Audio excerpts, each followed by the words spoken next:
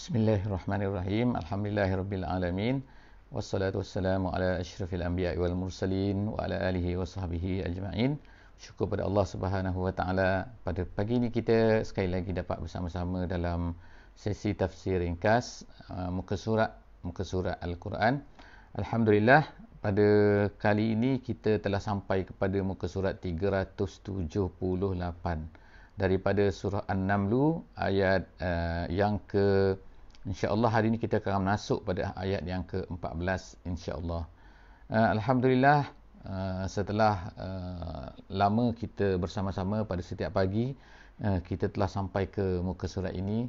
Masya-Allah, kita bersyukur banyak-banyak kepada Allah Subhanahu wa taala kerana limpah Allah taala dengan kurnia Allah Subhanahu wa taala, maka kita telah dapat masih lagi dikurniakan dengan kekuatan untuk bersama-sama dalam sesi ini. InsyaAllah dalam pagi ini kita akan membaca kisah, masih lagi membaca kisah sambungan daripada cerita tentang Nabi Musa alaihissalam.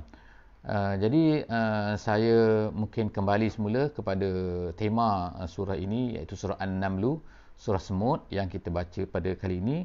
Ianya adalah sebenarnya sebagaimana yang dikatakan oleh beberapa orang ulama tafsir, bahawa ianya berkaitan dengan kepentingan ilmu, kepentingan orang Islam ni menguasai ilmu, menguasai bidang-bidang yang ada dalam kehidupan manusia mengikut keadaan semasa.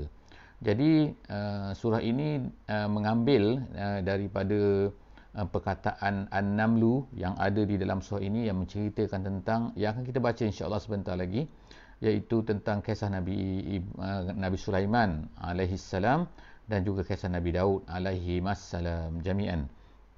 Jadi apa yang ada pada kisah Nabi Sulaiman ini ialah berkenaan dengan apabila baginda alaihissalam melalui satu tempat, iaitu tempat yang didiami oleh semut. Jadi Allah Subhanahu wa taala akan menceritakan dalam surah ini, yang kita baca sebentar lagi, ialah bagaimana semut ini menguasai ilmu. Semut ini mempunyai ilmu, dan begitu jugalah Nabi Sulaiman mempunyai ilmu, dan kepentingan ilmu-ilmu ini akan memberi manfaat kepada apa, iaitu kepada dakwah, kepada apa yang hendak kita bawa, mesej Islam kepada manusia. Maka dengan ilmu ini dia akan menjadi sebagai salah satu daripada alat yang akan dapat untuk membantu kita.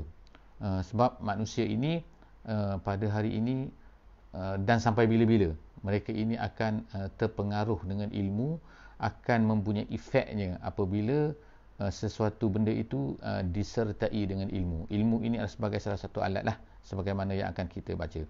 Jadi kita masih lagi bersama, insya-Allah kita kembali semula kepada ayat kita, iaitu tentang kisah Nabi Musa alaihissalam.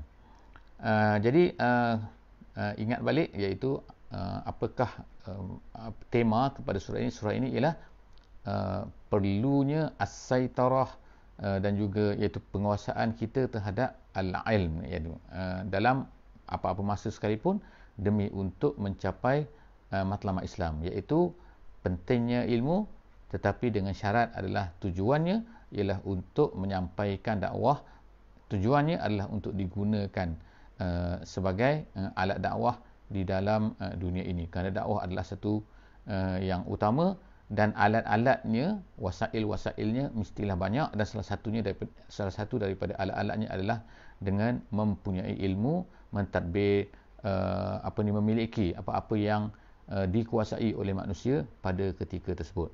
Kita balik semula kepada kisah Nabi Musa alaihissalam dengan Firaun. Jadi sebenarnya ayat yang ke-14 yang akan kita baca pada pagi ini adalah ayat itu masih satu-satunya ayat yang masih tinggal lah, yang berkaitan dengan kisah Nabi Musa alaihissalam, iaitu apa? A'udzubillahi minasyaitonirrajim. Wajahadu biha wastaiqanatha anfusuhum zulman wa uluwa fanzur kaifa kana akibatul mufsidin. Sadaqallahul azim. Jadi ayat ini menceritakan tentang sifat manusia, iaitu yang ada pada Firaun pada ketika itu, yang dihadapi oleh Nabi Musa alaihissalam, iaitu mereka ini menentang, mereka ini mengatakan kepada Nabi Musa macam-macam perkara. Dan yang terakhir sekali yang kita bacakan dalam penghujung muka surat yang sebelumnya, iaitu muka surat 377, kita dapati bahawa mereka mengatakan bahawa Musa ini adalah seorang tukang sihir. Musa ini telah membawa satu sihir yang sangat-sangat besar, yang sangat-sangat jelas. Jadi Allah Subhanahu Wa Taala tidak menceritakanlah dengan detail, tetapi Allah Taala menceritakan bahawa pada Nabi Musa ini mempunyai tujuh apa, iaitu 7 ayat, 7 tanda-tanda yang akan dibawakan untuk berjumpa dengan Firaun. Tetapi semua tanda-tanda ini diingkari oleh Firaun, dan Allah Subhanahu Wa Taala menyebutkan di dalam kepala muka surat 378 pada hari ini, iaitu apa? Walaupun manusia ini, mereka ini mengingkari ini, jahadu ialah dalam bahasa Arabnya ialah menafikan sesuatu benda yang mana berlainan daripada apa yang ada di dalam hati manusia. Itu nama jahadu. Kalau angkaru tu lain kemungkinan makna dia. Jadi jahadu, perkataan yang digunakan oleh Allah Subhanahu Wa Taala di sini untuk menunjukkan bahawa sebenarnya mereka tahu benda tu. Mereka tahu bahawa Nabi Musa itu betul. Tapi mereka tetap juga mengingkari. Kerana apa? Kerana inilah sifat orang-orang yang menguasai sesuatu tempat, menguasai sesuatu negara, iaitu kalaulah mereka ini tidak beriman, sebenarnya kadang-kadang sebenarnya hati mereka itu beriman. Sebab tu Allah Taala kata sini wastaiqanatha anfusuhum. Tapi mereka tu, hati mereka tu istaiqanatha. Hati mereka itu anfusuhum, makna diri mereka. Jadi diri mereka tu sebenarnya adalah yakin dengan apa yang dibawa oleh Nabi Musa alaihissalam. Tetapi mereka menolaknya. Wajahadu. Kenapa? Sebabnya ialah zulman wa uluwa. Itulah dua sebab kenapa manusia, Allah Ta'ala sebut sini, iaitu kenapa manusia ni kadang-kadang dia mengingkari satu benda walaupun dia tahu bahawa benda itu adalah betul. Kenapa? Kerana zalim, dan yang kedua kerana uluwa, kerana takabur. Jadi kerana takabur ni sebenarnya menghantui, merosakkan banyak benda. Dan sebagaimana iblis yang pertama juga dihalau oleh Allah Subhanahu Wa Taala di dalam syurga. Kerana apa? Kerana dia inilah aba wastakbara. Kerana dia ni adalah merasa diri dia besar. Istakbara, kabara kan? Kabura maknanya besar. Jadi istakbara, merasa diri dia besar. Jadi sebab tu, sebab apa? Sebab dia diciptakan daripada api. Itu saja kan? Padahal siapa yang ciptakan dia? Bukan dia menciptakan diri dia. Allah Ta'ala yang mencipta dia. Jadi tiba-tiba dia merasa besar dengan apa yang telah diciptakan oleh Allah Subhanahu Wa Taala itu. Jadi begitulah manusia ini, dia menolak apa yang dia tahu bahawa benda itu adalah betul hanya semata-mata kerana apa? Kerana uluwa. Jadi Allah Taala kata, fanzur kaifa kana akibatul mufsidin. Jadi tengoklah apa yang telah terjadi. Jadi ayat ini disebutkan oleh ulama tafsir, dia mengatakan bahawa apa? Ini adalah tasliyah lagi kepada Nabi kita sallallahu alaihi wasallam, iaitu fanzur, lihatlah Muhammad, kaifa kana akibatul mufsidin. Lihatlah wahai Muhammad, lihatlah wahai pendakwah, lihatlah kepada oleh kita semua bahawa apakah akibat, iaitu pengakhiran yang terjadi kepada orang-orang mufsid, orang-orang yang jahat, orang merosak atas muka bumi ini. Akhirnya mereka ini akan dihancurkan oleh Allah Subhanahu Wa Taala, iaitu ditenggelamkan oleh Allah Taala di dalam laut, sebagaimana yang berlaku kepada Firaun. Kemudian Allah Ta'ala bawa kita selepas daripada itu pada ayat yang ke-15 ini untuk melihat lagi kepada kisah yang baru, iaitu kisah Nabi Sulaiman dan juga kisah Nabi Daud alaihissalam. Jadi kisah ini, kisah Nabi Daud dan juga Nabi Sulaiman ini, kedua-dua mereka ini adalah merupakan cucu cicit lah kita kata kepada Nabi Nabi Musa dan juga Nabi Yaqub daripada Bani Israel. Jadi sebagaimana kita telah tahu bahawa Nabi Yaqub dan juga Nabi Yusuf alaihi wassalam jami'an, mereka semua ni telah berpindah daripada Madian, kemudian mereka ni telah pergi ke Mesir. Jadi apabila berada di Mesir, kemudian mereka ni menjadi ramai di Mesir dan kemudian tetapi kemudian mereka telah diperhambakan oleh Firaun, oleh orang Kipti lah pada masa itu. Jadi kemudian selepas daripada itu, mereka ni telah dibawa keluar daripada negeri Mesir oleh Nabi Musa alaihissalam, dan kemudian mereka telah disesatkan kerana kejahatan mereka. Kejahatan Bani Israel itu, mereka disesatkan dikatakan di Semenanjung Sinai. Jadi sebab itulah Semenanjung Sinai ini Salah satu daripada nama yang diberinya ialah apa kan, kawasan di semenanjung Sinai itu, iaitu At-Tih, dia katakan. Iaitu Tih ni artinya sesat maknanya. Iaitu tempat di mana 40 tahun mereka ini sesat, Bani Israil ini sesat di dalam semenanjung Sinai, tak dapat nak keluar, tak jumpa jalan keluar kan. Sehinggalah habislah keturunan yang pertama tu, kemudian datanglah keturunan yang baru. Jadi mereka ini diarahkan oleh Allah Subhanahu Wa Taala untuk pergi ke Palestin, untuk membebaskan Palestin daripada mereka-mereka yang telah kontrol, iaitu orang-orang kafir yang telah menguasai Palestin. Jadi pada ketika inilah maka Nabi Daud alaihissalam telah menjadi nabi, dan dia telah dapat membunuh kan dalam tentera Talut dan Jalut tu, perlawanan tu. Akhirnya Daud telah menjadi raja kepada negeri tu. Tapi selepas daripada tu, ianya diwarisi oleh anak beliau, anak Nabi Daud, iaitu Nabi Sulaiman alaihimussalam jami'an. Jadi apa yang Allah Ta'ala nak sebut kat sini ialah walaqad ataina Dawuda wa Sulaimana ilman. Allah Ta'ala sebut sini ialah ilmu. Jadi Allah Ta'ala menyebutkan sini sebagaimana ulama tafsir menyebutkan, dia kata kenapa disebutkan perkataan ilmu. Sini nak ceritakan tentang kebesaran ilmu, kepentingan ilmu. Jadi apakah yang dimaksudkan dengan ilmu di sini ialah termasuk ilmu semua segala-galanya. Termasuk ilmu dunia dan juga ilmu akhirat dan juga ilmu dunia.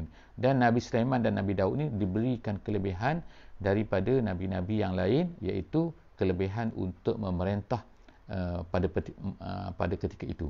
Jadi Allah SWT sebutkan, tapi apa yang diberikan pada mereka ialah al-ilmu. Jadi ilmu sebagaimana kita sebut semalam, dalam bahasa moden ni, dalam bahasa Arab moden, mereka menterjemahkan ilmu ini ialah sains pun sebagai. Sebab itulah kalau fakulti sains di negeri Arab dinamakan sebagai fakulti al-ulum, Kulliyatul Ulum. Kulliyatul Ulum artinya ialah fakulti sains, sciences. Jadi sebab apa kat situ mereka akan belajar sains. Jadi ilmu ni, sains ni adalah sebagai salah satu ilmu. Dan Nabi Daud dan juga Nabi Sulaiman telah diberikan ilmu yang tidak diberikan kepada, ada benda-benda yang tidak diberikan kepada nabi-nabi yang lain. Waqala alhamdulillahillazi faddalana ala kathirin min ibadihil mu'minin. Mereka berkata bahawa alhamdulillah, mereka bersyukur pada Allah yang telah melebihkan mereka di atas banyak daripada hamba-hambanya. Ini perkataan sini, perkataan banyak ni, kathir ni, ala kathirin ini menunjukkan kepada sebagaimana kata ulama tafsir, iaitu tawaduk mereka. Tawaduk mereka terhadap apa yang telah diberikan oleh Allah Subhanahu Wa Taala kepada mereka. Kalau ikutnya memang hebat kan apa yang diberikan kepada kedua-dua orang nabi ini, iaitu Nabi Daud AS sebagai contohnya ialah dia dapat melembutkan besi, dan suaranya sangat-sangat indah kan. Jadi suaranya indah, dan begitu juga dia dapat melembutkan besi. Dia boleh buat baju besi tu dengan tangan saja. Jadi kalau kita ni sekarang ni, kalau besi ni kena bakar kan. Bakar, kemudian kena ketuk, kena lebur dan sebagainya, kemudian baru dia lembut. Kalau tak, dia tak lembut. Tapi Nabi Daud AS diberikan oleh Allah SWT dengan tangan dia saja, dah besi tu jadi lembut. Sebab tu dia boleh buat macam-macam. Itu Nabi Daud AS. Kemudian Nabi Sulaiman, Allah Ta'ala berikan kepada dia kehebatan, iaitu dapat menguasai jin, menguasai manusia, menguasai binatang. Semua benda tu dia kuasai. Kemudian dia memahami bahasa-bahasa semua. Jadi kerana itulah dia dapat menundukkan semua benda-benda ni. Menundukkan apa jin semua tunduk kepada Nabi Sulaiman. Kenapa? Kerana ilmu yang diberikan oleh Allah. Bagaimana? Sampai sekarang kita tahu kan manusia tak mampu lagi untuk menguasai jin, menguasai binatang dan sebagainya kan. Bolehlah kadang-kadang tu menguasai anjing kan. Tapi itu pun sebahagian. Kadang-kadang anjing tu gigit dia balik. Jadi menunjukkan bahawa penguasaan ini tidak wujud sepenuhnya kan, pada manusia pada hari ini. Manusia dapat mungkin menguasai benda lain lah, menguasai benda-benda fizik dinamakan sebagai ilmu fizik, dan juga menguasai benda-benda mungkin chemistry kan, iaitu benda-benda kimia.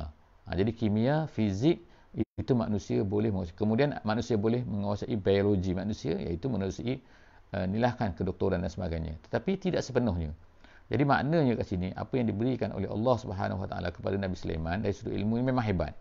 Jadi sebab itulah mereka bersyukur. Tapi mereka masih lagi tawaduk, dan mereka tidak mengatakan bahawa kamu telah berikan kepada kami lebih daripada segala manusia. Tidak kan. Dia masih sebut lagi ala kasirin min ibadi. Dia masih merasai bahawa ada lagi mungkin orang yang lebih hebat daripada mereka. Jadi ayat ini ada kaitannya dengan kisah burung Hud, sebagaimana yang akan kita bacalah pada penghujung muka surat ini. Kemudian seterusnya Allah SWT sebutkan wa warisa Sulaimanu Dawuda. Nabi Sulaiman telah mewarisi Nabi Daud. Jadi mewarisi apa kat situ? Mewarisi kerajaan dan juga mewarisi an-nubuwah, iaitu menjadi nabi. Nabi Daud ada anak-anak yang lain, tetapi Allah Subhanahu Wa Taala hanya memberikan kenabian ini kepada Nabi Sulaiman sahaja. Sebab tu dia kata wawarisa. Bukannya mewarisi harta. Kerana apa? Kerana mengikut sebagaimana satu hadis bahawa harta ni tidak boleh diwarisi oleh para nabi. Nabi kata, kami para nabi tidak mewarisi. Tidak mewarisi makna harta-harta. Sebagaimana Nabi kita SAW juga, Nabi Muhammad, harta-hartanya tidak diwarisi. Kerana Nabi SAW mengatakan begitu kan. Jadi walaupun Nabi Daud ni adalah seorang Nabi yang kaya, tetapi kerana dia tidak mewarisi, jadi apa yang diwarisi oleh Nabi Sulaiman AS ialah mewarisi al-mulk wan nubuwah. Waqala ya ayyuhan nas ulimna mantiqat tayr. Jadi disebutkan kat sini, wahai manusia, kata Nabi Sulaiman, kami telah diajar sini, ialah disebutkan kami kat sini untuk menunjukkan tawaduknya, mantiqat tayr. Mantiqat tayr maknanya bahasa burung. Maknanya dia boleh faham jadi daripada sini kita boleh faham juga secara langsung kata ulama tafsir ialah bahawa apa, burung-burung dan juga binatang-binatang ini semua tu sebenarnya mempunyai bahasa-bahasa mereka sendiri ketika mereka bercakap. Tapi manusia tengok kan, sampai sekarang tak tahu kan. Manusia mungkin boleh kata bahawa ikan lumba-lumba dan juga ikan paus bila mereka berbunyi tu dia faham. Begitu juga kita tengok kan, ayam, itik, bila dipanggil dia buat bunyi sesuatu, dia faham kan. Begitu juga kita tengok kan, binatang yang paling kecil, semut contohnya kan, yang kita boleh lihat lah. Ada lagi binatang kecil tapi binatang kecil pun kita tengok dia berjumpa, dia bercakap Jadi maknanya kat sini dia ada bahasa dia yang sendiri, yang tersendiri. Jadi Nabi Sulaiman boleh faham benda ni. Wa utina min kulli syai', dan kami diberikan dengan segala sesuatu. Inna hadza lahwal fadlul mubin. Ini semua Nabi Sulaiman kata ini adalah satu fadlul mubin, satu kelebihan yang sangat nyata. Wa husyira li Sulaiman. Kemudian berlakulah cerita kat sini, iaitu Nabi Sulaiman telah mengumpulkan, kalau ikutnya dikumpulkan untuk Sulaiman kan. Jadi Allah SWT sebutkan kat sini bahawa sebenarnya apa yang dicapai oleh Nabi Sulaiman ni sebenarnya ialah bukannya datang daripada diri sendiri, tetapi Allah Subhanahu Wa Taala. Jadi dikumpulkan untuk Nabi Sulaiman ini junuduhu minal jin wal ins. Jadi tentera dia pada satu hari itu dia telah mengumpulkan semua tentera dia daripada jin, daripada manusia, dan juga wat-tayr, dan juga daripada burung. Fahum yuzaun. Kemudian disebutkan iaitu fahum yuzaun, dan mereka ini yuzaun ini artinya ialah dalam bahasa Arab ialah yumnaun. Yumnaun artinya ialah ditegah. Jadi apa maksud ditegah kat sini? Yuzaun. Kalau ikut ada bahasa juga yuzaun ini didistributkan, tetapi maksud yuzaun sebagaimana yang ada dalam sebuah kata-kata yang masyhur, kata-kata Sayyidina Uthman, sesungguhnya Allah Ta'ala ini la yaza'u bil Quran ma la yaza'u bis sultan. Inna Allah la yaza'u bis sultan ma la yaza'u bil Quran. Jadi yaza'u ni ulama-ulama katakan makna sini ialah menegah. Jadi apa maksud menegah kat sini? Binatang-binatang tu, tentera-tentera Nabi Sulaiman tu dikumpulkan kemudian ditegah. Ditegah apa? Iaitu mereka ni tidak boleh buat ikut suka hati mereka. Mereka itu disusun kan. Ada yang duduk di depan, ada yang duduk di belakang. Jadi itu maksud ditegah. Ditegah artinya ialah mereka ini tidak boleh bergerak, berada di tempat yang mereka suka hati nak duduk. Tapi mereka ini telah disusun. Jadi mungkin ada orang kata itu didistributkan tu. Tapi maksud asalnya saya sebut ialah yuzaun, artinya ialah ditegah. Kemudian tu hatta iza atau ala wadin namli. Jadi kita sampai kepada cerita tentang wadin namli kat sini, iaitu wadi lembah semut. Satu tempat kawasan di mana semut ni banyak kat situ.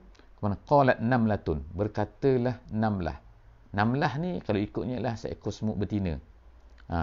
Dan menurut satu tafsir dia kata dia ni adalah raja kepada kumpulan semut itu. Apa dia cakap? Dia kata ya ayyuhan namlu, wahai semut, dia kata udkhulu masakinakum, masuk ke dalam rumah kamu semua, la yahtimannakum Sulaimanu wa junuduh, jangan nanti kamu akan dihancurkan oleh Nabi Sulaiman dan juga tentera-tenteranya, wahum la yash'urun, sedangkan mereka itu tidak menyedari, tidak tahu kan mereka ni telah merosakkan kamu semua. Jadi kat sini, oleh kerana semut ni kecil kita tahu kan, yang pertamanya, yang keduanya, semut ni ada tempat dia. Dia ada tempat binaan dia, rumah dia semua kan. Jadi sekarang ni Nabi Sulaiman dikatakan bahawa semut ini bercakap ni pada ketika itu Nabi Sulaiman masih lagi berada jauh lagi. Beberapa kilometer dia kata. Kalau ikut dalam ni dia kata salah satu amyal, iaitu 3 batu. Bukan 3 batu lah, maknanya lebih kurangnya, tapi jaraknya jauh. Jadi semut tu dah boleh tahu bahawa Nabi Sulaiman akan melalui tempat tu. Jadi dia berpesan kepada anak buah dia bahawa dia kata masuk semua ke dalam tempat kamu. Jadi kemudian dia kata jangan kamu nanti akan dirosakkan, dihancurkan oleh tentera Sulaiman ni, sedangkan dia tidak menyedari. Jadi disebutkan sini tidak menyedari untuk menunjukkan apa? Bahawa sebenarnya tentera Nabi Sulaiman ini telah seolah-olahnya mempunyai arahan dah bahawa jangan merosakkan di atas muka bumi ini. Jangan rosakkan semut, jangan rosakkan binatang, jangan rosakkan saja tak kisah. Tetapi ditakuti di sini, semut pun tahu, iaitu wahum la yash'urun. Jadi kita boleh faham dalam cerita semut ni kan, bahawa sebenarnya apa? Bahawa Allah Subhanahu Wa Taala menjadikan semua makhluk ni adalah mempunyai mempunyai, kita nak kata mempunyai hati, tetapi mempunyai hidup sebenarnya. Semua benda ni kita tengok memanglah hidup kan mereka, tetapi sebenarnya mereka ni ada boleh bercakap, boleh bercerita, boleh dan sebagainya. Jadi mereka ni ada alam mereka sendiri. Semua mereka ni adalah tunduk kepada Allah Subhanahu Wa Taala. Sebagaimana kita tengok, kalaulah tak tunduk pada Allah, bagaimana Nabi Sulaiman ni boleh menggunakan mereka kan? Boleh. Jadi mereka ni diperintahkan oleh Allah Subhanahu Wa Taala untuk tunduk. Mereka ni tunduk kepada Allah, dan mereka ni akan tunduk kepada sesiapa yang disuruh oleh Allah supaya tunduk. Jadi Nabi Sulaiman pada ketika itu, maka dia pun senyum. Fatabassama dhahikan, dia senyum dan ketawa, min qawliha, apabila dia mendengar kata-kata semut tu. Kemudian waqala rabbi auzi'ni an ashkura ni'mataka allati an'amta alayya wa ala walidayya wa an a'mala salihan tardah wa adkhilni birahmatik fi ibadikas salihin. Itu adalah doa Nabi Sulaiman yang saya rasa baguslah kalau kita hafal doa ni, dan juga kita boleh beramal dengan doa ni, kita boleh membaca doa ni. Doa ni adalah iaitu minta supaya Allah Ta'ala berikan kepada kita bersyukur, menjadi orang bersyukur di atas nikmat-nikmat yang telah diberikan oleh Allah Subhanahu Wa Taala kepada kita. Dan dalam doa ni Nabi Sulaiman menyebutkan kepada ayahnya, dan aku ni alhamdulillah bersyukur kerana aku ni dapat beramal dengan amalan yang soleh yang kamu sukai. Dan kemudian yang terakhirnya, masukkanlah aku di dalam rahmatmu, dan iaitu rahmat yang dimasuki, yang diterima oleh fi ibadikas solihin. Jadi itu yang penting maknanya. Walaupun dia ni kaya, walaupun dia ni hebat, walaupun dia ni boleh bercakap bahasa-bahasa binatang semua, walaupun dia menjadi raja dan sebagainya, tetapi dia nak lagi, Nabi Sulaiman AS ni, dia nak lagi apa? Berada di bawah rahmat Allah dan berada bersama-sama dengan hamba-Nya yang soleh. Ayat seterusnya ialah cerita tentang Nabi Sulaiman dan juga burung hudhud. Wa tafaqqadat tayra.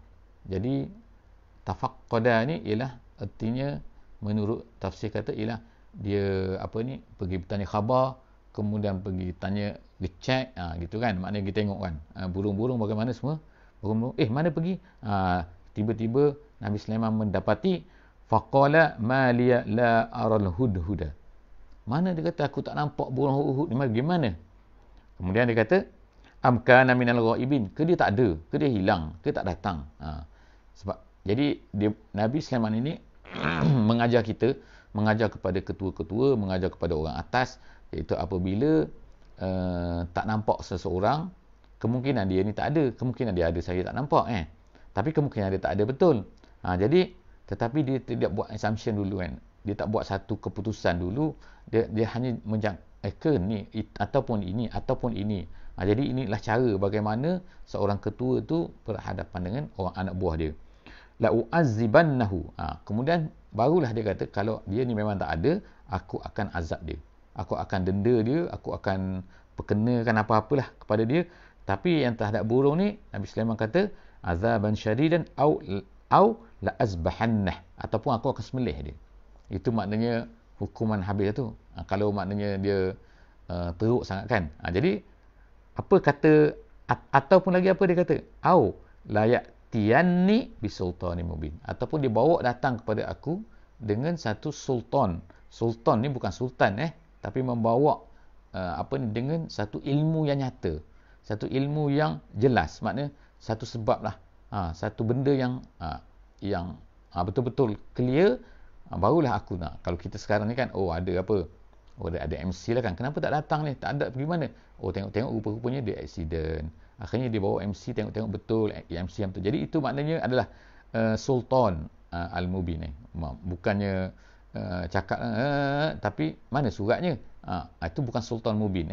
Sultan Mubin tu ialah benda yang clear. Jadi apa yang berlaku pada masa tu ialah famakasa ghaira ba'in. Famakasa ghaira ba'in artinya ialah dia duduk tak berapa lama selepas. Dia maknanya bukan maknanya dia tak jauh daripada situ, bukan, tapi famakasa ghaira ba'in ni maknanya tidak lama selepas daripada itu, maka dia kata faqala ahattu bima lam tuhid bihi wajituka min sab'in binaba'in yaqin. Burung Hud kata, maka dia kata tak berapa lama selepas tu dah ada datang balik tu. Lalu apa yang dia kata? Dia kata ahattu bima lam tuhid bih. Aku ada benda yang mana aku bawa benda, satu berita yang mana daripada negeri Sabak yang kamu tak tahu. Kenapa disebutkan isu ni? Kata ulama sini ialah untuk untuk mengaitkan dengan apa yang disebutkan oleh Nabi Sulaiman di atas. Nabi Sulaiman sebutkan di atas, dia kata bahawa macam seolah macam dia tahu semua benda, kan? Jadi benda-benda macam ni untuk menunjukkan bahawa manusia ni walaupun bagaimana dia tahu semua benda pun ada benda-benda juga dari segi ilmu yang kemungkinan dia tidak tahu. Iaitu inilah yang dibawa oleh burung Hud. Jadi burung Hud ni salah satu daripada keistimewaan dia lah, nak ceritanya burung Hud ni kehebatan dia ialah kalau dia terbang di padang pasir, dia boleh tahu di mana ada air di bawah tanah tu, di mana sebab itulah dia boleh terbang jauh. Dia boleh pergi ke mana-mana, dia terbang di padang pasir, dan kalau dia nak cari air, dia akan terbang saja, dia akan nampak kalau ada air di bawah tanah tu. Bawah tanah bukan atas tanah. Kalau atas tanah kita guna drone, kita boleh tahu kan, tapi ini dalam tanah. Jadi dia akan tahu di mana air ada di dalam tanah tu, kemudian dia akan turun, dia akan patuk-patuk situ, akan keluar air di situ. Itu kehebatan burung Hud. Jadi sebab itulah kat sini kalau ikut ceritanya dia datang daripada negeri Sabak, min Sabain. Aku datang daripada negeri Sabak, kata. Negeri Sabak ni di mana? Iaitu di Yaman. Kemudian Nabi Sulaiman ni di mana? Nabi Sulaiman ni ialah di Palestin. Artinya jarak di antara Palestin dengan Yaman tu jauh. Jadi itu dua pengajaran yang kita boleh ambil. Insya-Allah pengajaran-pengajaran seterusnya berkenaan dengan kisah burung Hud ini, insya-Allah kita akan sambung pada sesi esok, insya-Allah. Aku qauli hadza wa astaghfirullahal azim li wa lakum. Wassalamualaikum warahmatullahi wabarakatuh.